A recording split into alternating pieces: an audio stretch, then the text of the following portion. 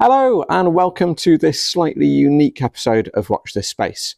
When we did our video on constellations a couple of weeks ago, I mentioned that they were very location dependent in how they appeared, and that if we moved to a different part of the galaxy, then they would not form the same patterns in the sky.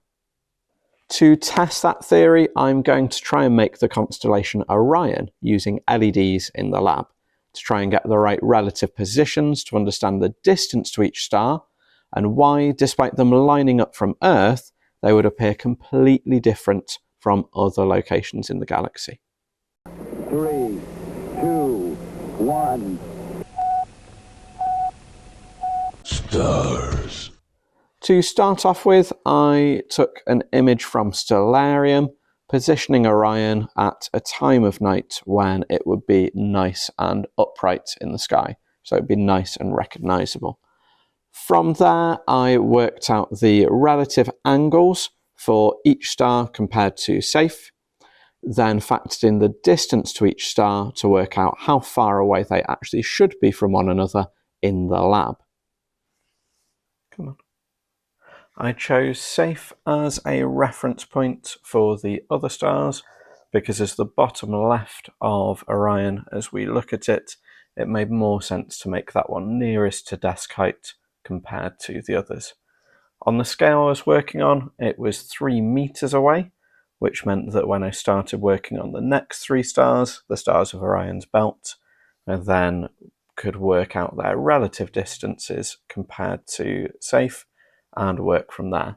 So the first up that I did was Alnitak at 3.4 meters away, and unintentionally here I actually made a barrier, which then made it much more difficult to figure out the distances to the other stars.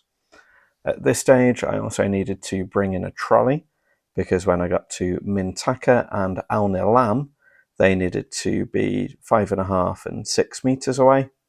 And so for this to work, I'd unfortunately placed them where empty space was going to be in the lab. The other issue I had when placing these two in amongst each other was that they actually ended up being in alignment with one another with how I was building them, such that the component holder for one of the stars was blocking the more distant star. This obviously required a little bit of adjusting and some remeasuring, which I did relative to Saiph, just because at 6 and a bit meters, there were issues with the measuring tape keeping its strength. After this, it was time to turn off the lights and see how things looked.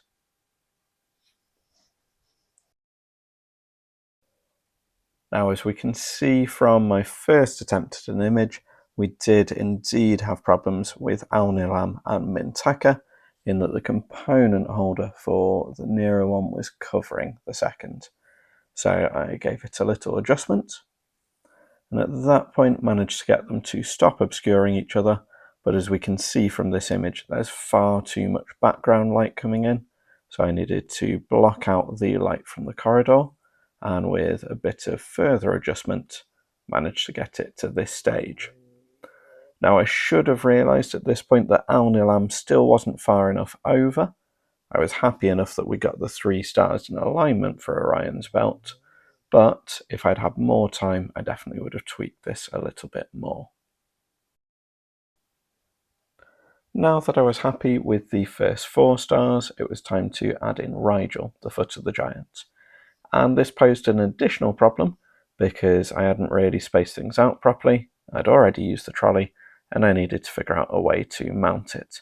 So thankfully, our lower 6th had sourced a massive cardboard box for our Dixon cup, and we were able to use that to mount the foot of the giant on. From there, it was a matter of getting Bellatrix and Betelgeuse in. I did Betelgeuse first, our red giants of the set, so red LED briefly seen there. And by this point I was rushing quite a little bit, because I'd mistimed this and had a class coming in about 7 minutes. So Betelgeuse and then Bellatrix were added in relatively swiftly. You might even get a brief cameo of Mr Homden here, helping add in some books or bring in a power pack to to help finish off the project here. Now, the eagle-eyed amongst you might have spotted that this giant pile of books in the bottom right of the image is completely blocking Rigel. Not only that, but Bellatrix is way too high. This is a result of rushing things and mismeasuring how I was doing the distances from the camera. So, with the help of Mr. Homden, we removed the pile of books, adjusted things as best we could for the timing, and unfortunately had the camera slightly too far over to the right for where it should have been. As a result, when we look at it side by side versus the real thing, we can see that Bellatrix wants to be a little bit lower, slightly further off to the right. Rigel wants to be further off to the right as well, but by and large we've got the rough idea of Orion constructed within a lab in the space of about 30 minutes. So, not bad all in all. On the scale that we've worked on, if I move the camera by just 1 centimetre, that changes our position in the galaxy by 2.16 light years. So let's see what taking the camera for a little walk will do.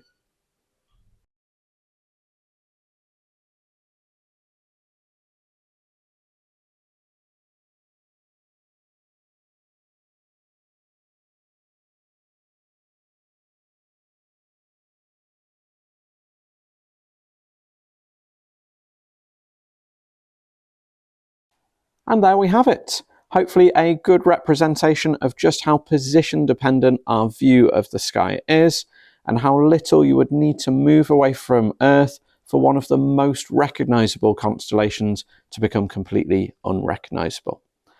Next week, we've got a bit of a detour from our Stars and Constellations project to answer one of life's biggest questions: which is more dangerous, an asteroid impact or an elephant attack? Until next time, if you're bored, then please consider having a look at one of the other videos from Haberdashers Adam's Astronomy. Do give this video a like if you enjoyed it, and subscribe if you haven't already to the channel to help us continue to grow. And until next time, please continue to watch this space. Thank you.